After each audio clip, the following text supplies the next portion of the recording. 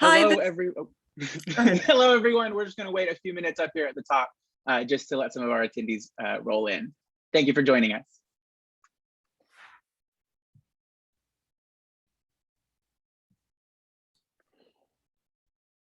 All right, we should have more people joining us here soon, but Marie, would you like to go ahead and introduce? Yes, sure. So thank you to everyone who registered and is attending this or listening to this recorded session of the first annual or first TeenLife Gap Fair of the season.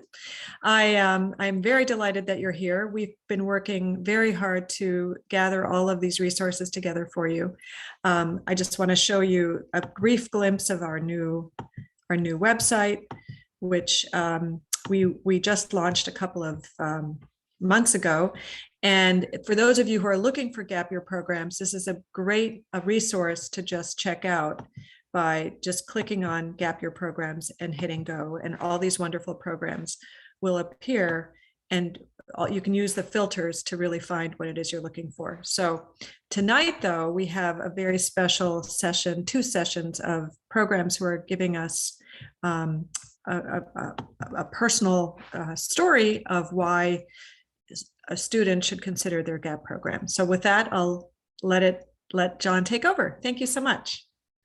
Thank you so much, Marie. Without any further ado, then we'll go ahead and get underway. I know that everyone is eager to hear from all these programs. So our first presenter this evening is going to be the Living City Project. You guys are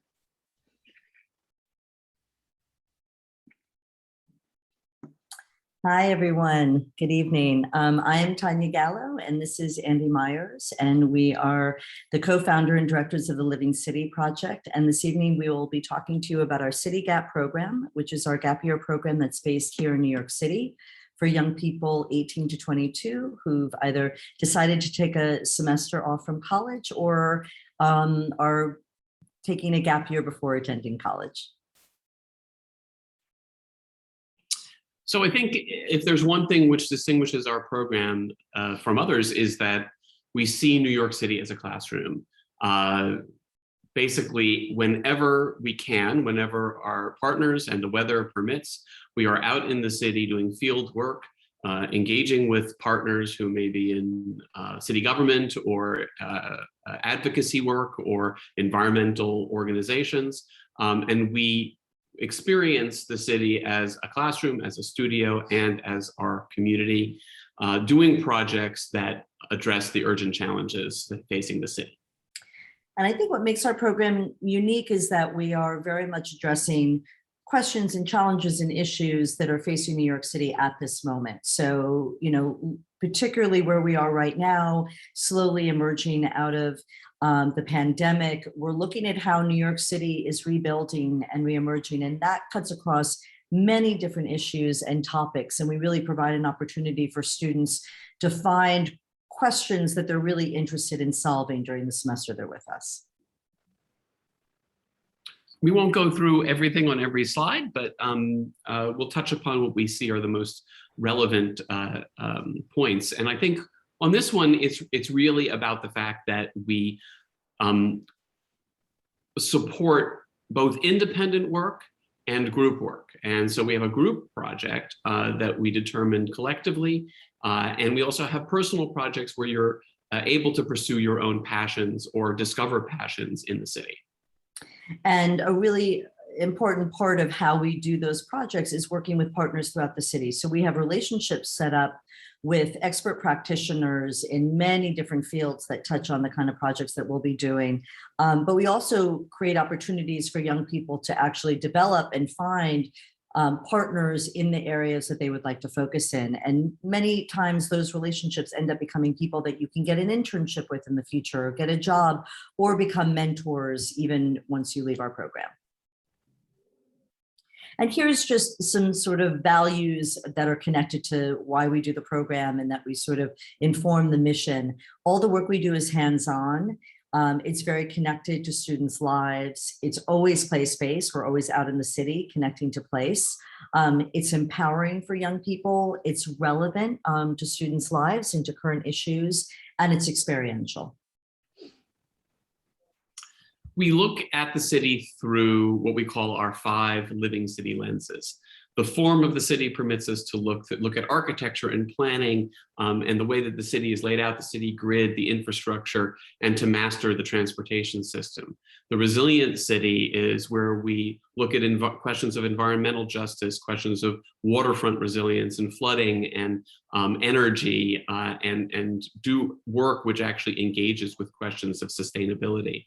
The just city is where we look at equity and social justice, and questions of how the New York City can sustain and thrive through diversity and equity.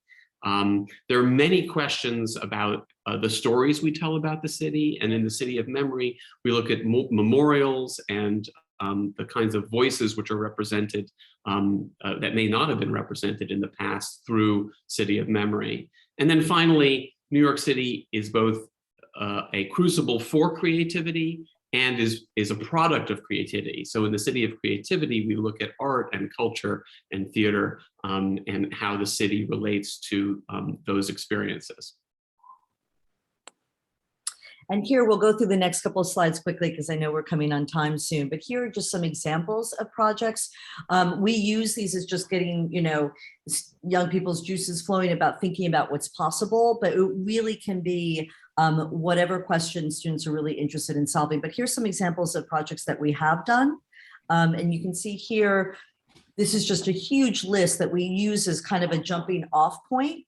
Often students don't do these exact projects, but it's just a way to think about what's possible, and the range of topics and areas that we can focus on and the partners that we can connect with throughout the city.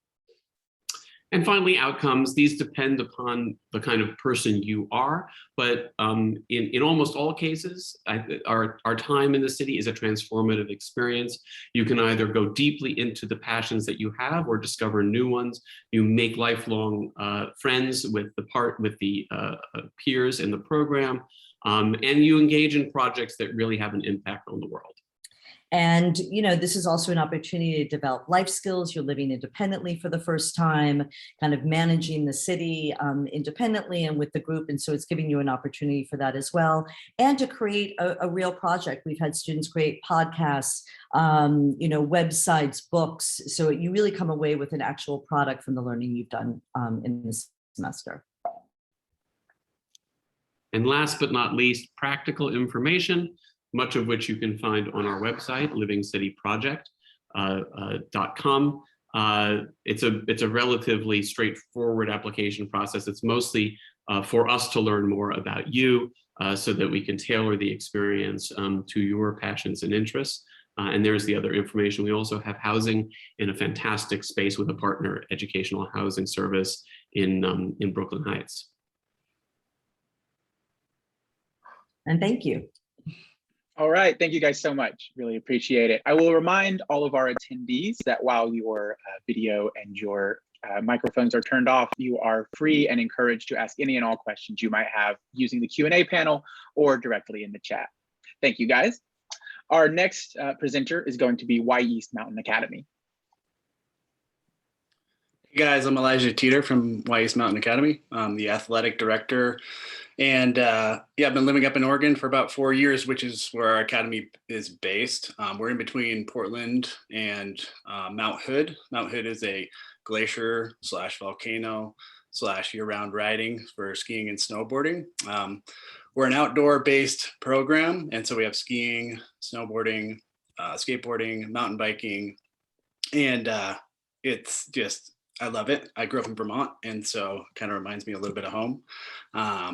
And we have kids all the way from the age of 12 up into gap year, and it's a pretty amazing spot. We use the world as part of our base, so just going out to different cultures.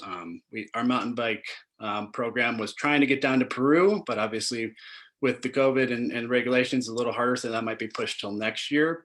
But we believe in definitely culture and seeing just different ways and how impactful that is for kids going up and especially gap year students getting into the world and life itself. So I want to show a quick video And so bear with me as I pull that up. If you're just tuning in on the audio, I suggest rewatch this and turn on your video.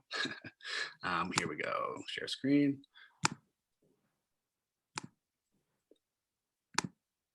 Perfect.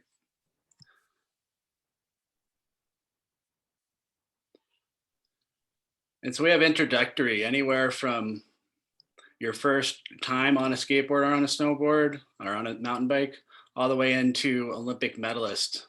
So we have athletes that come out here and they're really trying to pursue that style of dream. And we have others that it's their intro in. They're looking at it as a better way and they want to come up and get skilled in just time management. You know, it's a huge thing that you're kind of coming in. You got to show up to work. You got to show up to the classroom. You got to, you know, the time is on you to manage yourself in it. Ralphie right here is the last student. He just got named onto the U.S. freestyle ski team. So really proud of that kid, and yeah, pretty special. But yeah, kind of diving into life here at campus.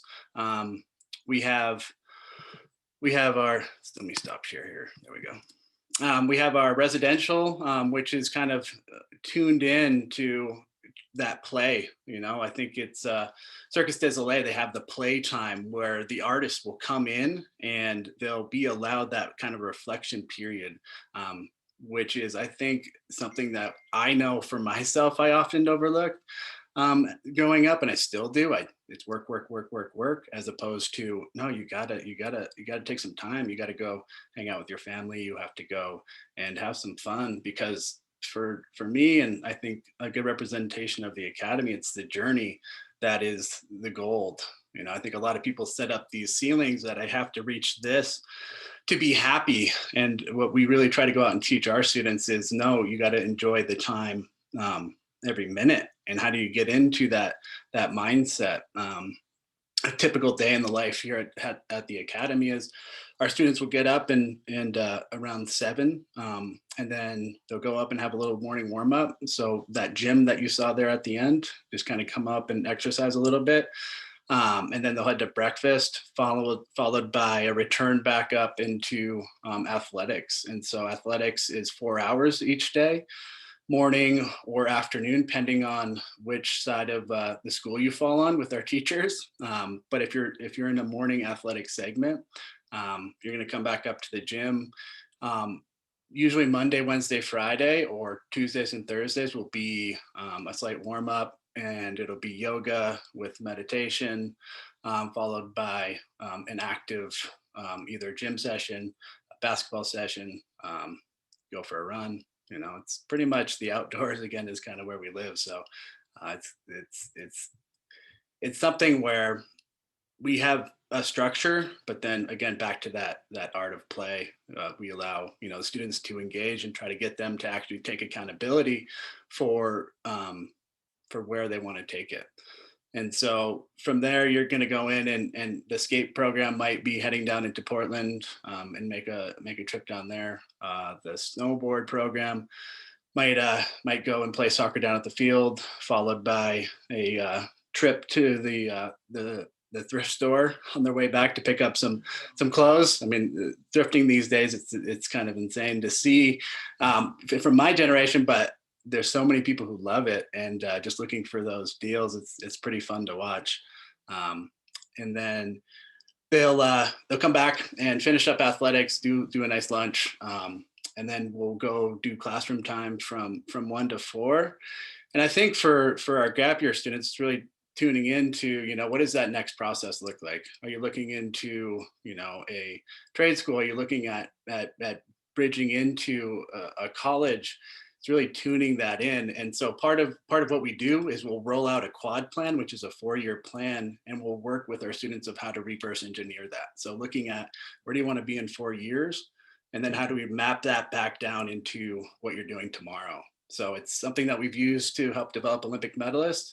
And for us, it's a mindset of taking an Olympic mindset and teaching that to anybody who comes into our academy.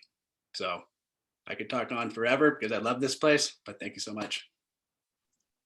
Thank you so much, Elijah. Appreciate that. Our third presenter this evening is going to be EF International Language Campuses. Hi, Will. Hey everyone, my name is William. I work with EF International Language Campuses for gap years. So what is our program? Basically, it's a language study abroad experience where you're going to be attending an EF language school around the world for daily classes on language and culture that are classes that are fun and interactive, and then after class activities and excursions. So we offer campuses for 7 different languages in 12 different cities. All of our campuses are located in the very center, best neighborhoods of these cities, and I'll go through them really quickly. So for Spanish, we have Costa Rica and Playa Tamarindo, as well as Barcelona and Malaga. We have Paris and Nice for French, Munich and Berlin for German. We have Italian for Rome, and then for Mandarin, we offer it in Singapore. We offer Japanese in Tokyo, and finally, Korean in Seoul. So why study abroad with EF and why do a program with us? So we've been around for over 55 years. So we have a lot of experience when it comes to running international programs. We offer support around the clock. So no matter if you are miles away from home, you are going to be supported 24/7.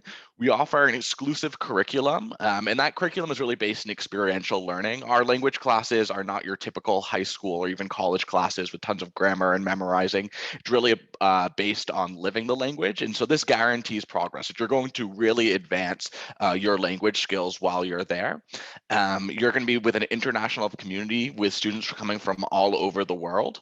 And we offer flexible and customizable programs as well that can fit with any schedule. So we have our EF language year abroad. So this is our long-term programs. So these are for gap year students who maybe want to spend their entire semester or entire year with us. But then we also have our language courses abroad. And these are our flexible courses that can be as short as 2 weeks or really as long as a whole year. And we have start dates every Monday of the year. So it's great for someone who wants to do a lot of different things on their gap year. They can fit our program in whenever they want or spend their entire gap year with us. In regard to the academics, it's all small class sizes taught in the native language, but we guarantee progress every 4 to 6 weeks. And this progress is the equivalent to an entire language semester of college class. So we partner with the University of Montana as well if you'd like to earn college credit while you're on the program. This is an optional part of it though. Beyond just the classes, though, the experience is a lot more. We organize activities and excursions every single day, chances for you to go out, explore the city you're living in, and really practice your language skills out in the real world. And then the weekends, we're going to do trips to other cities, maybe nearby countries as well. So there's always further travel opportunities. And then the final part of our program is the living options that we're going to set up for you. You can live with a host family, and this is great to have, the authentic immersion experience, we say, where you're really going to see what a local family's like and be able to practice the language with them and share meals with them. You have the option to live with other students, so it's great if you still want the social experience of living with other students, but want the immersion experience as well.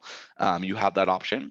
But if you're not up for a host family, we always have a residence option as well. And depending on the city you're studying in, this might look more like a dorm or hotel or an apartment, but it's a little more independent living, but still with EF staff on site there to support you, our resident advisors.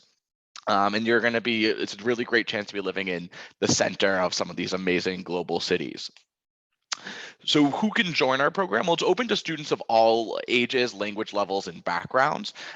So all of our programs are ages 16 plus, but during the academic year, we get mostly gap year students. The younger students tend to go in the summer, but once the academic year starts, we get a lot of gap year students, and it's students of all different language levels. So we have some students who have maybe been taking Spanish for 4 years and are at a AP level and want to really reach fluency, so they do our program. But then we also have students who want to try a completely new language. They've maybe never studied Japanese before, but are really interested in the culture. We can accommodate all different levels for students because everyone takes a placement test and we put them into the classes right for them. And then finally, it's students from all over the world. And this is something that people really love about our program is it's not just Americans on the program. You're going to be meeting students from a lot of different countries and come back with these friends from all over the world. So in light of COVID-19, actually all of our campuses are open and we have ways for students to travel safely and in line with all of the local regulations and guidelines. We have increased safety and sanitation precautions with our EF Safe Learning Guarantee. We also offer a peace of mind policy in regards to planning. As we know, there's a lot of uncertainties with travel right now. Our goal is to make sure that everyone can get there at a time that is safe for them and a time that works for them. We invite you to follow us on Instagram. This is where you're going to really see our schools, live and be able to really see what our experience is every day, as well as kind of getting some contests and giveaways. But yeah, feel free to reach out to our team. I'll put in the chat our website right now, so you can see exactly where to find more info about us, but we'd love to set up a personal consultation for you so you can study abroad with EF.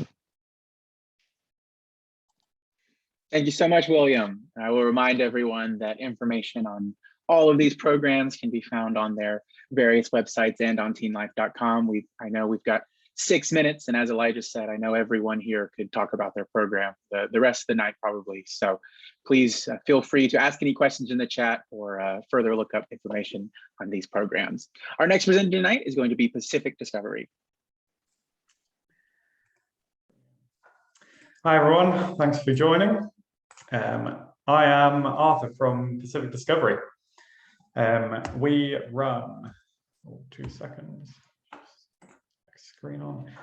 We are a Gap Year Association accredited gap year provider that offers experiential gap semester and summer programs to some of the most amazing places on earth. Our programs are deliberate overland journeys, blending authentic immersion in diverse cultures, meaningful service learning projects, wilderness exploration, and personal development. Our programs are more than simply a travel, time out, or study abroad experience. Each is instead an overland journey of discovery, where students are immersed in a learning environment designed to maximize their educational and life skills potential. Our philosophy, we want to make the world a better place by providing extraordinary learning adventures that assist students in gaining the skills, confidence, and insight to realize their potential. Our programs incorporate the following 6 core program components. So they're kind of like a mix of everything. They're not focused on studying, they're not focused on service learning, they're not focused on adventure, but there are 6 independent components which provide an immense opportunity for students to learn about themselves, push their boundaries, question their assumptions, and stimulate their problem solving and inquiry skills. Our 6 core components are educational focus. So our programs are experiential education programs, meaning that learning is hands-on and tangible.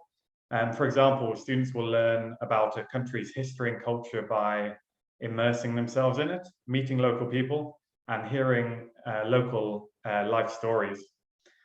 We've got ethical travel and sustainability, where students will show respect for local customs, develop meaningful cross-cultural relationships, and learn minimum impact grassroots travel techniques.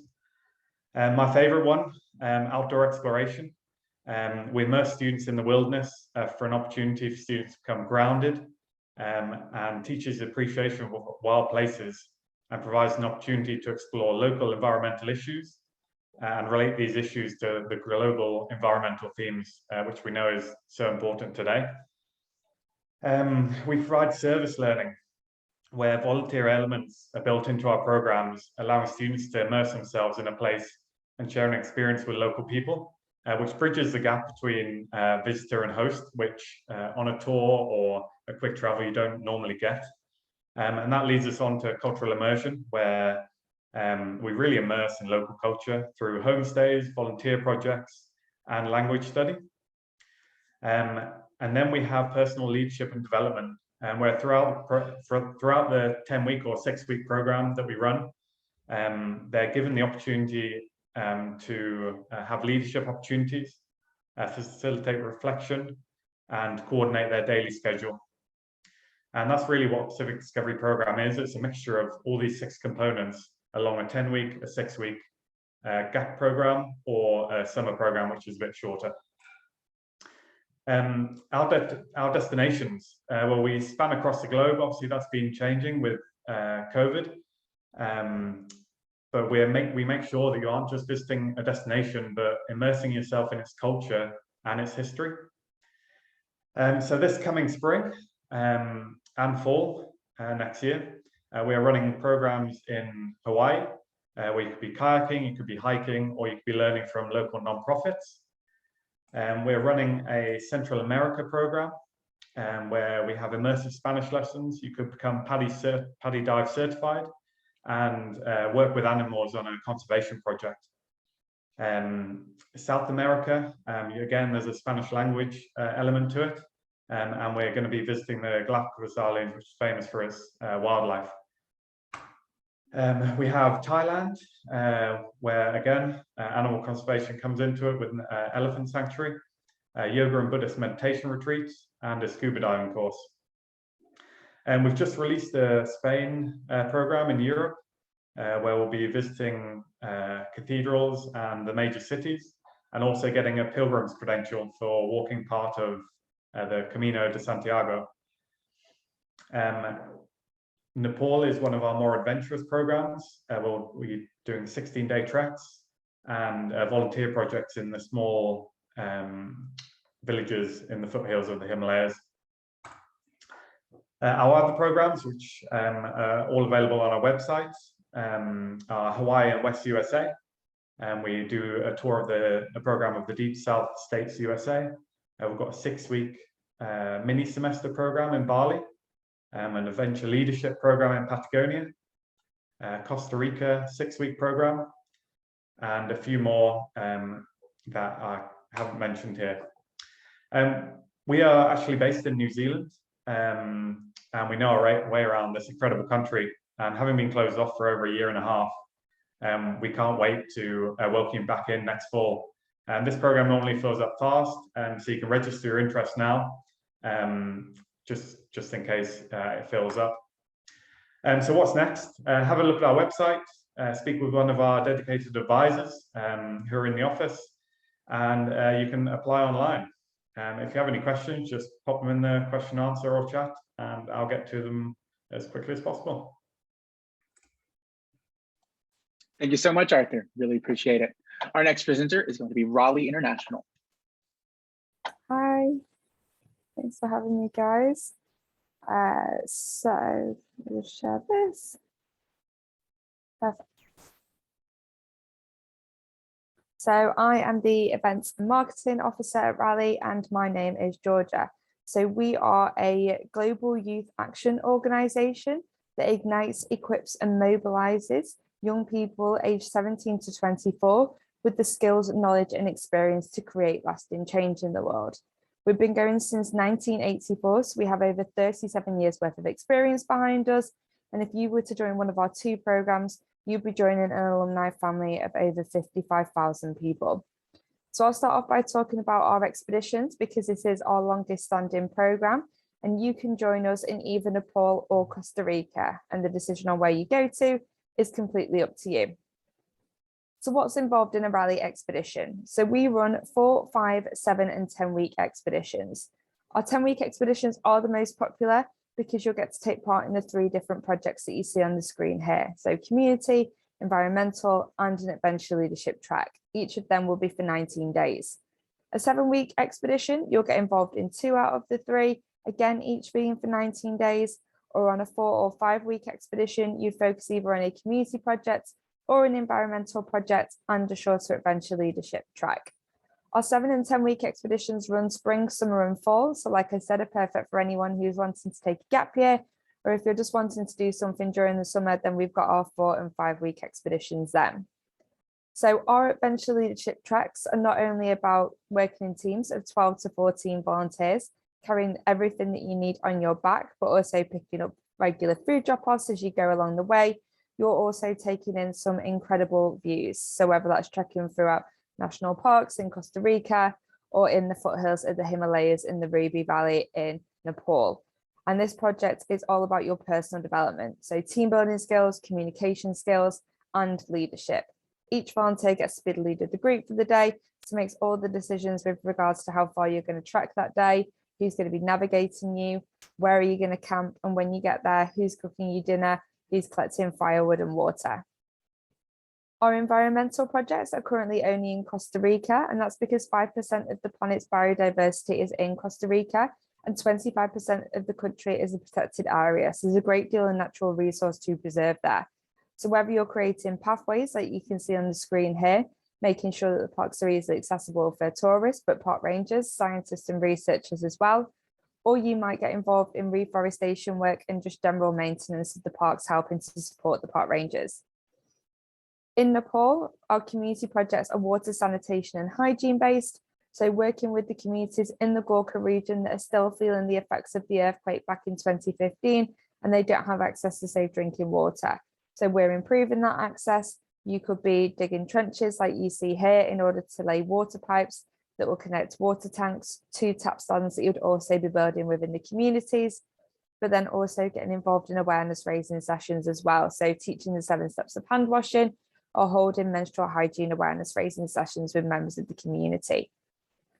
And this year we launched a brand new program called Regreen, and this is taking place in the Western Highlands of Scotland here in the UK. You can join us here on either a 2 or a 4 week placement. A 2-week placement includes a conservation project and campaign training, as does a 4-week placement, but that will also include a remote leadership track as well. Our conservation projects are working in Scotland's rainforests and ancient woodlands, helping to protect and preserve the environment. So whether it's removing trees that have died from ashback disease, making way for new ones to grow there, you could be removing rhododendron, which has just completely taken over some of the areas. It's not a native plant to the area, so getting rid of that so that plants that were native there can continue to grow. Or you could be protecting tree saplings from grazing deer nearby, so making sure that they don't go and ruin those trees and they've got the opportunity to grow. Alongside that, you'll do lots of campaign training as well. So whether it's hearing from our societies all around the world who are taking part in our global youth-led campaign, Action Not Excuses, you might be looking at behavioural change methods, how race and gender come into campaigning, and how it is that you can set up your own campaigns as well. And the track, we've been doing it on Expedition for so long, we've decided to bring it over to Scotland. So similar aspects, you're carrying everything that you need on your back, you're navigating yourselves, but you're getting to take in some of the absolutely incredible areas in Scotland. So starting in an area called Glenfinnan, which if there's any Harry Potter fans on the call, is where the Hogwarts Express goes over the viaduct, and then heading over the Knoydart Peninsula. And then some of our groups have even been reaching Fort William and Ben Nevis. Here, you're going to be setting up a new camp every night, wild camping, making sure that you've got flat land, water and firewood, and then that means that you're good to go. We are also Gap Year Association accredited, which we are incredibly proud of, as we are one of the only British organisations to have this accreditation. And our programmes are international. We have volunteers come from all over the world, from the UK, America, Canada, Germany, the Netherlands, Spain, Belgium. If you decide to go on an expedition to Costa Rica or Nepal, there'll be other young people from that community there as well. And there is the opportunities to get to know members of the communities, whether that's in a festival in Nepal or celebrations of a national park in Costa Rica. And these are our fundraising targets. So these include things like your food and accommodation, in-country travel and medical insurance, or the equipment you're going to be using as well. So what are you going to gain from Raleigh? You're going to gain leadership, teamwork, self-confidence, and friendships. If you do want to find out more information, please do feel free to email us, book a call, or sign up for one of our online events. Thank you so much, Georgia. Appreciate it. We had a question come in about whether someone joining late. I would like to remind everyone that this is being recorded, and all of attendees and all registrants will receive a recording of this event probably tomorrow. So if you missed anything at the beginning or you want to go back and rewatch anything, you should be getting that soon. Our final presenter this evening, last but not least, is the Watson Institute. Take it away, Miranda.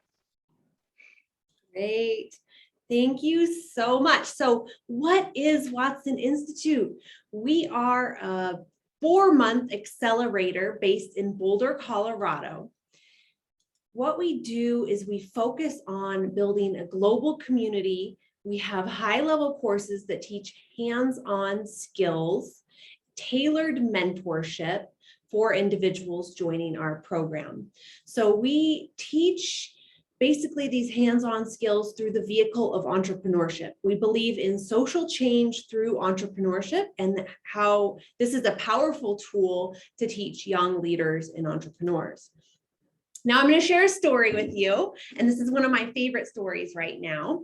So we understand that not everyone wants to launch a social venture. So we do bring students who want to gain the skills of social entrepreneurship, but maybe don't want to launch their own venture or don't have their own venture idea.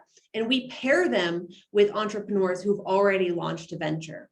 So you see in this picture, we have 2 individuals. We have Amani, who's from Rwanda, on the right, and then we have Carrick here. He's from Boulder, Colorado, on the left. So Amani, he launched a social venture called Rokundu Foundation. So Rokundu Foundation provides education to street children. Growing up during the 1994 genocide, Amani was left orphaned for 6 years and grew up on the streets. He was only able to move out of that situation because of an organization that picked him up and offered him access to education. After he graduated high school and then received a scholarship to New Hampshire University, he launched this organization called Rokundu Foundation with very little skills in entrepreneurship. I was able to get him a fellowship to Watson Institute, and Carrick, who joined, he wants to get his MBA and learn the entrepreneurial skills. So I paired Amani and Carrick together, and they have been just the greatest pair. Carrick's getting these entrepreneurial skills, and Amani is getting the support he needs from Carrick to accelerate his venture. Carrick is actually in Rwanda right now, working with Amani. We don't normally send individuals across the world, but this was a decision Carrick made himself to go ahead and travel to Rwanda to work directly with Amani. Normally they would be working with Amani in Rwanda and Carrick here in Boulder, Colorado. So practical skills. What practical skills do individuals learn? They learn how to run a professional meeting, compose professional communications, build a pitch deck, pitch to potential investors, write grants, all of these hands-on entrepreneurial skills while also having fun in Boulder, Colorado. So our impact, what have our alumni gone on to do? Our alumni are now 294 alumni, come from over 69 countries. So we have a very global cohort.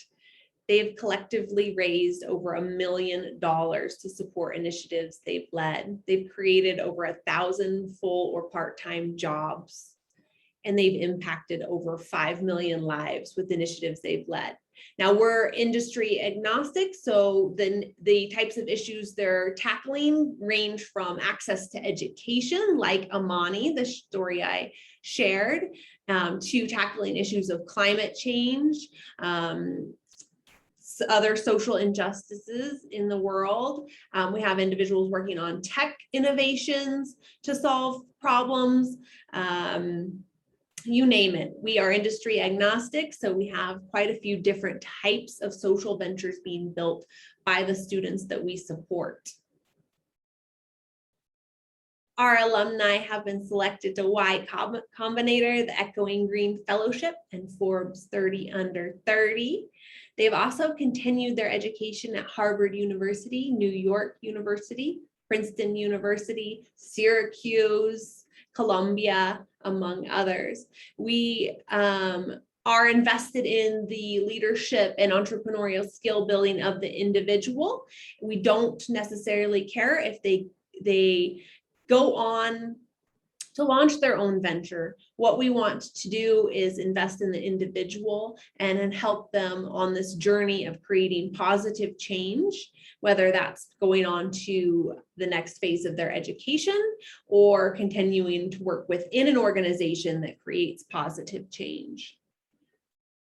So we are now accepting applications for spring. The spring program runs from January 17th to May 6th. So I'm extending a special application deadline for TeenLife participants to December 1st. Our tuition is $15,000 for the in-person program, which is what we're looking to bring individuals in. However, that's heavily offset by scholarships. We offer very robust scholarships that cover anywhere from 50 to 80% of the program costs, which include housing at the base of the Flatirons in Chautauqua Park. So it's a very stunningly beautiful place to be. And I will drop my Calendly link and the application link in the chat. Thank you so much. All right, thank you so much, Randy. We appreciate that very much. I'd like to invite all of our presenters back on screen very quickly for sort of a last word from everyone. We're all going to answer one question, something that I think everyone's touched on a little bit, sort of just as a final word here at the end of our fair. I'd like to posit to each of you, and we'll answer this in the order we presented in about a minute. What does a typical student in your program look like? What are the qualities that you see keep popping up in the students that attend your program? So we'll send that to City Gap and the Living City Project first. Thank you, Jonathan. And thank you, everybody. Those are just fascinating programs. We loved sitting in. I'd say there are sort of two types of student who are drawn to our program and who thrive in the program. The first, maybe students who have been successful in their academic career. They get good grades, they do everything that they are asked to do, but they may be a little bit burned out by conventional learning, and they want to rediscover the joy and meaning in learning and the passion in their learning. And the other are students who maybe were not as happy in conventional learning, who are more kinesthetic learners. They learn by moving and doing. They're more experiential learners, hands-on learners. And they're looking for a program that will finally validate that way of learning and to permit them to be the scholars and the successful thinkers and doers that they are. But in both of those cases, I think the students who come to us and who make the most out of it are adventurous. They're willing to take appropriate risks. They're looking to be challenged and to sort of expand their skill set and to meet people whom they haven't met before, to meet new types of people and to engage in questions that maybe they haven't been exposed to before in the city, immersed in the city and in the neighborhoods and in the really exciting questions that cities like New York generate. Fantastic. Thank you so much. Fantastic answer. Elijah, for the Wy'East Mountain Academy, what does a typical student in your program look like? Yeah, so I think I agree. It's kind of like you always get so many, but you have the athlete trying to pursue a professional career, which is kind of the given. But I think we deal a lot with those that struggle with ADD, struggle with standing still, sitting in a classroom for 8 hours. So really looking at just that overall approach of how do you learn? Just like City Gab was mentioning, the kinesthetic, are you a visual? Are you an auditory learner? I know for me, until I found out that I was a visual learner, I can listen to as many things as possible, but I'm not going to remember your name unless I write it down. So it's just learning those little techniques that I think a lot of students just say, hey, the system maybe is saying that I'm dumb and I can't do this, as opposed to, well, how do we dive a little bit deeper into that and see actually what is some of those struggles. So I think we've really turned around a lot of the kids here at the Academy that have maybe, had maybe the system a little too challenging for them. So, that's probably our biggest attributes. Right. So fantastic. I see everyone nodding, and I think it can be said that that's sort of a through line of the gap year space in general is students who have sort of not found what they're looking for necessarily in institutionalized learning. William, for EF International campuses, what are the students we're looking at? Yeah, we have students of all different backgrounds, and we do have some students who are really passionate about language learning and have done very well in high school. But then we also have a lot of students who have always kind of struggled with their language classes just because of the way it's, quite often taught here in the US. And they come on our program and they really thrive just because it is such a different approach. But I'd say all of our students, no matter what background they come from, are all just really excited about exploring, being in a new country, and meeting new people. Fantastic. Arthur, what about you? I think our students are as varied as our programs.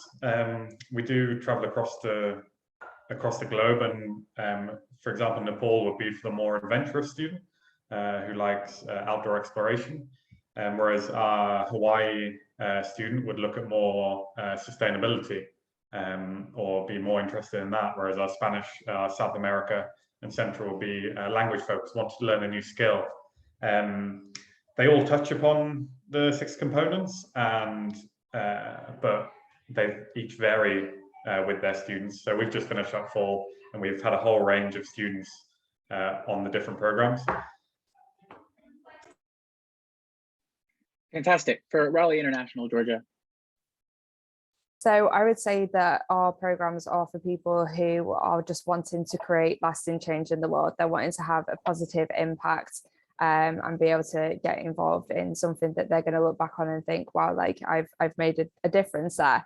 But not only for the communities and environments that they're working in, but also for themselves, wanting to help progress as a person, whether that is team building or leadership or confidence, all those different kind of things. And because we do have volunteers come from all over the world, what I often say to people is our volunteers make their best friends on our programs, because they all have so many things in common and they're all going for similar reasons, that they are going to make friends for life with people from literally all over the world. Fantastic. And lastly, Miranda, what sort of student do you see being drawn to the Watson Institute? Yeah, we have 2 distinct profiles, and one is the venture founder, the student like Amani, who has a social venture that he wants help accelerating and learning how to increase the impact. And then we have the individual we call a free agent, who wants entrepreneurial skills, but doesn't quite know what they're going to do with them yet. They're looking to gain those skills, those practical skill sets, and accelerate their career. I think the through line for all of our students, though, is that every single one of them wants to create positive change in the world. They want to have social impact with their career in the future. Fantastic. Thank you so much. And thank you to all of you for those fantastic answers. I'd like to thank you all for your presentations this evening. And I'd like to thank all of you who are attending. This is our first of 2 sessions this evening. I will be hopping over to our second session with 6 more presenters here, and that will start at 7 p.m. Eastern. I invite all of you to do the same. And once again, thank you so much to all the programs that presented this evening. We hope you have a great rest of your night. Thanks, everyone. Thank you. Have a great night. Thank you. Bye, everyone.